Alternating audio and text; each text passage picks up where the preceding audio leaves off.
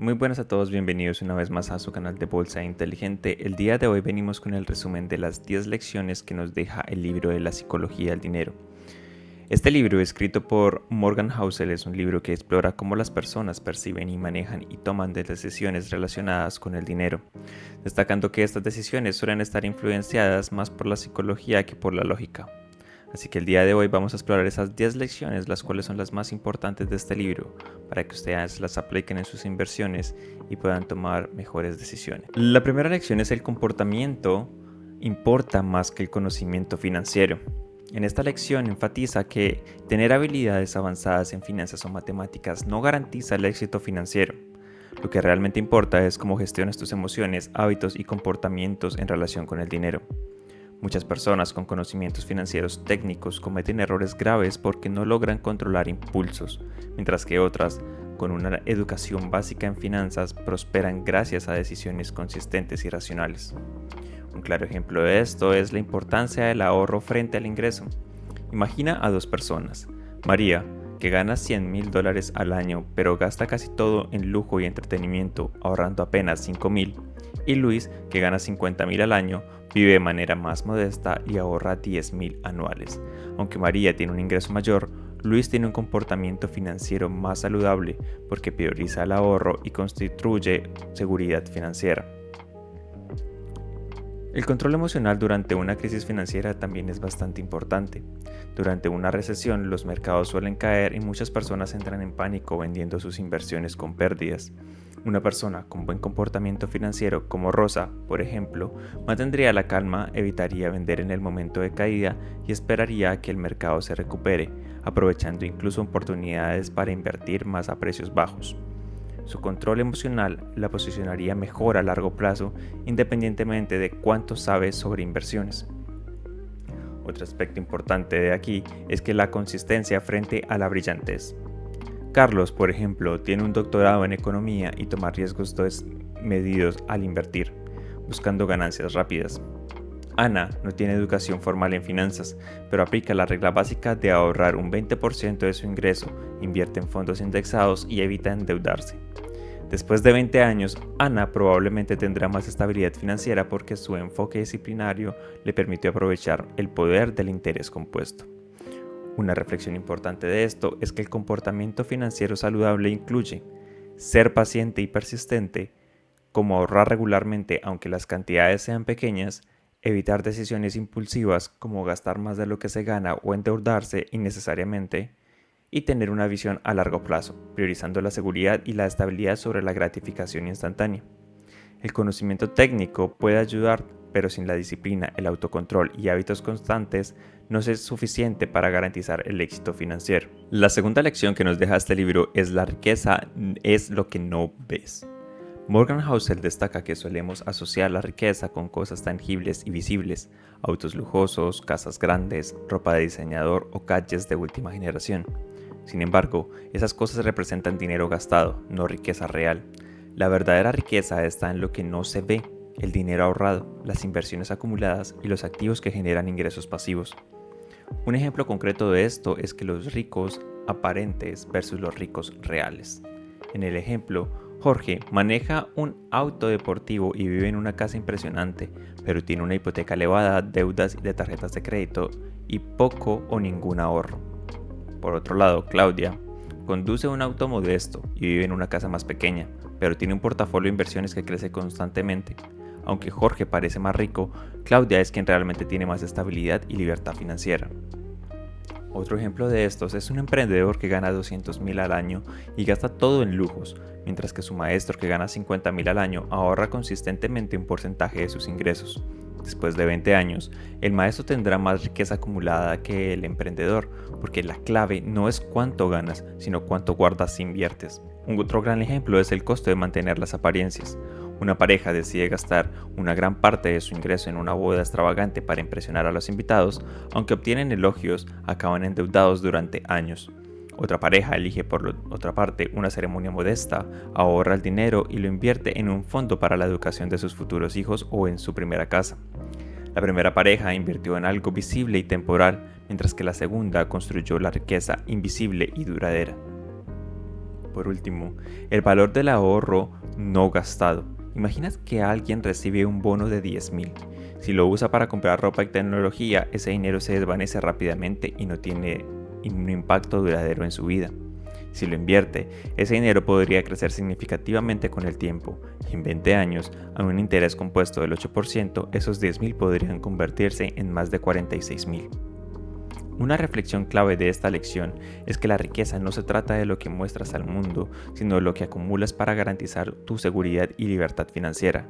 Lo que no ves, ahorros e inversiones te proporciona opciones y flexibilidad para manejar imprevistos, independencia financiera a largo plazo, tranquilidad mental al saber que tienes un respaldo. Aprender a priorizar lo invisible como el ahorro y las inversiones sobre lo visible como el gasto para impresionar es un cambio de mentalidad esencial para construir la riqueza real. La tercera lección es el poder del interés compuesto. El interés compuesto es uno de los principios más poderosos para construir la riqueza. Su magia radica en que tus ganancias generen más ganancias con el tiempo, creando un efecto de bola de nieve. Sin embargo, este poder necesita dos elementos clave: tiempo y paciencia. Cuando antes empieces a invertir y más tiempo permitas que tu dinero crezca, mayor será el impacto del interés compuesto. Un ejemplo de esto: dos amigos comienzan a invertir en momentos diferentes.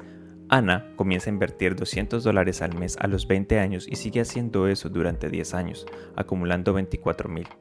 Luego deja de invertir, pero deja su dinero crecer hasta los 60 años con un interés compuesto del 8%. Carlos empieza a invertir $200 al mes a los 30 años y continúa hasta los 60 años, invirtiendo un total de 72.000. A pesar de que Ana invirtió menos dinero y por menos tiempo, terminará con más riqueza que Carlos porque su dinero tuvo más tiempo para crecer. El resultado final será que Ana tendrá alrededor de unos $309.000 y Carlos tendrá $245.000. Así que invertir temprano versus invertir tarde. Imagina que decides ahorrar 1.000 al año.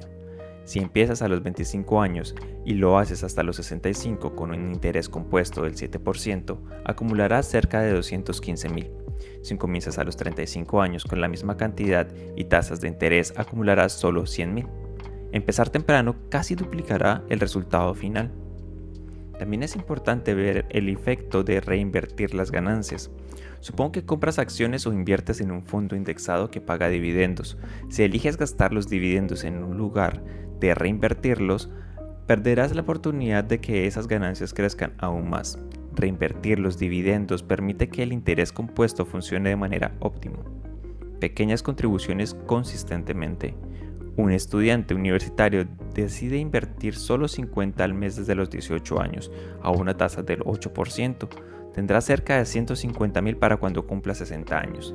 Aunque las cantidades iniciales son pequeñas, el tiempo juega a su favor.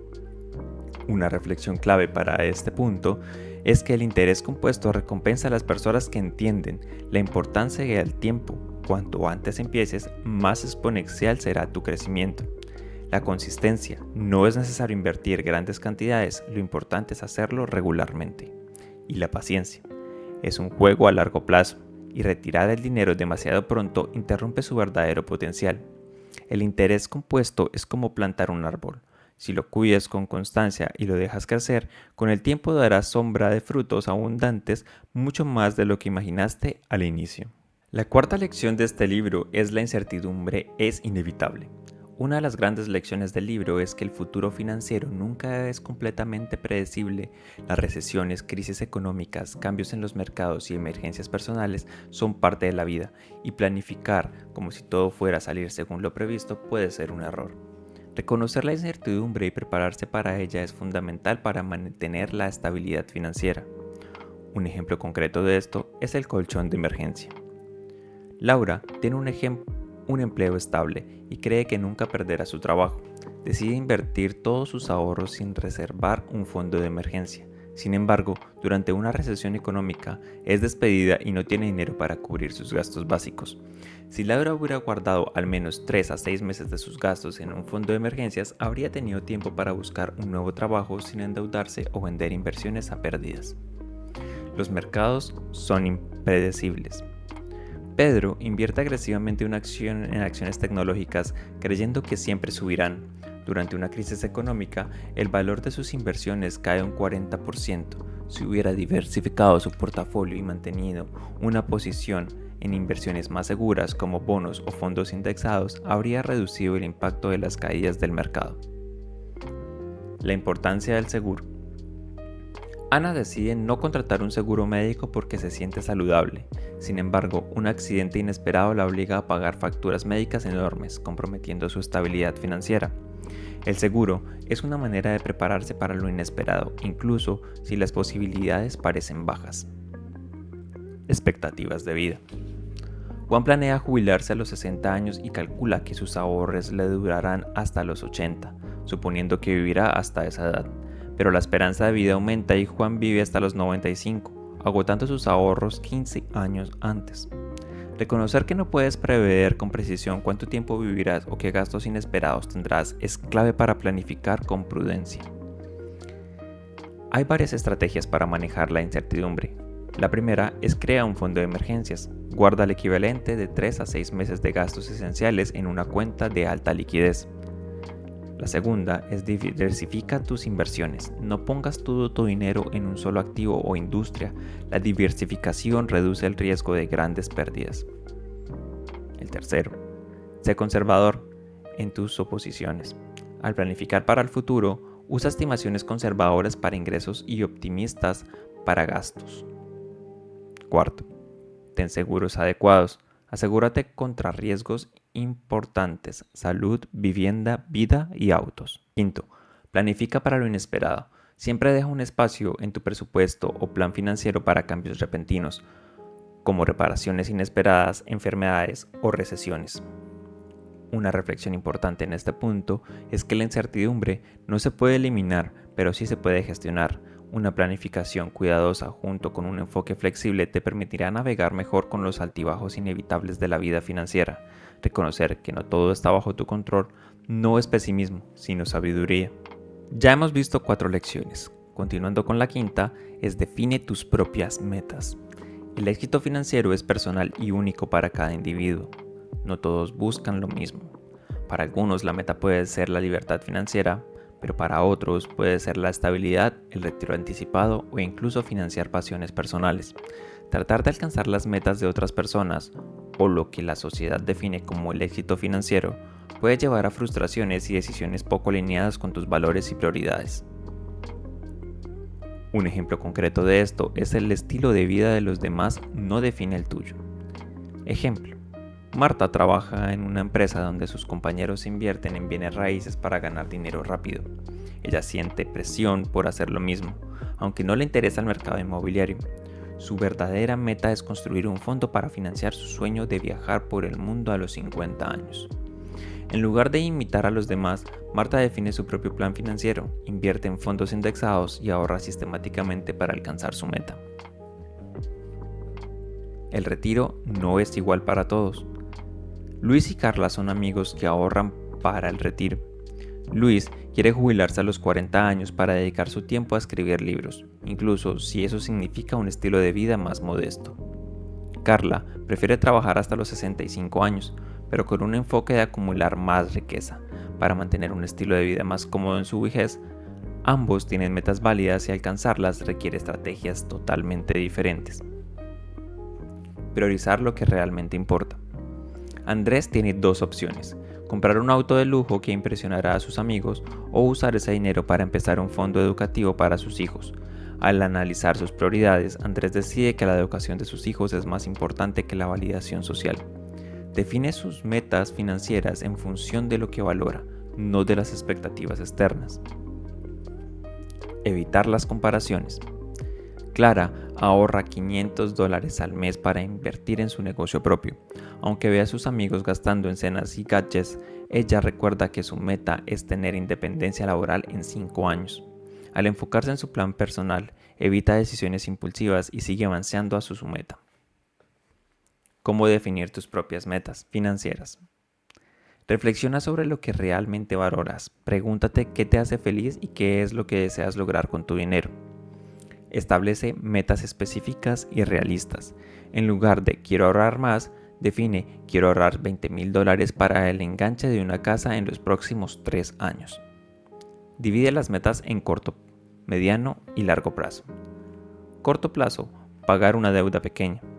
Mediano plazo, ahorrar para unas vacaciones. Largo plazo, construir un fondo para el retiro. Ignora las precisiones externas. No sigas modas financieras o decisiones impulsadas por la comparación con otros. Sé flexible. Tus metas pueden cambiar con el tiempo y está bien ajustar tu plan financiero según las nuevas prioridades. Una reflexión importante aquí es definir tus propias metas financieras te da una claridad y propósito. Es fácil quedar atrapado en las expectativas de los demás o estándares sociales, pero tu éxito no debe medirse por lo que los otros consideran valioso, sino por lo que es significativo para ti. Ya hemos visto las primeras 5 lecciones más importantes del libro de la psicología del dinero. Para la segunda parte, no olvides darle like y suscribirte al canal.